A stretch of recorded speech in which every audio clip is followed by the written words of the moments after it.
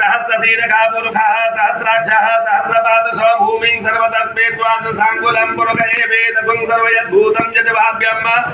उदामृतसेतानो यदन्नेनातिरोहति एतावानशमहिमान्तो जायांसपुरुषः पादोष विश्वाभूतानि च पादश्यामदण्डवेद पादोर्ध उदयित पुरुषः पादोश्चेहावमद्भुतः ततो विभङ्गमग्रामतशासनानसने अभि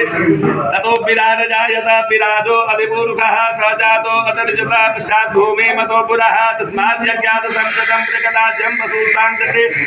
वायव्यानाराण्या ग्राम्यासे तस्मात् जायत तस्मात् स्वा अजायन्त एकेशो भयादतः गावो हजकीरे तस्मात् जाता अजावयः संयज्ञं महर्षि प्रोक्षन् पुरुषं जातमग्रतः तेन देवा अयजन्त साध्यादिधयश्चैर्गदो कथिताभ्य कल्पयन् मुखं किमस्यासीत किं बाहो किमूरूपादा उच्येते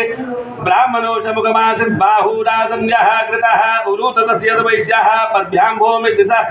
श्रोत्रादथा लोकान् अकल्पयन् यत् पुरुषेण हविता देवा यज्ञमतन्वत सन्तोष्यासीता सङ्कृष्मिष्मः सरद्धवे सप्तास्यासन् परिदे अस्ति सप्तसमिधा कृताः देवाय जगन्तर्वाणा अवधन् पुरुषं पशुं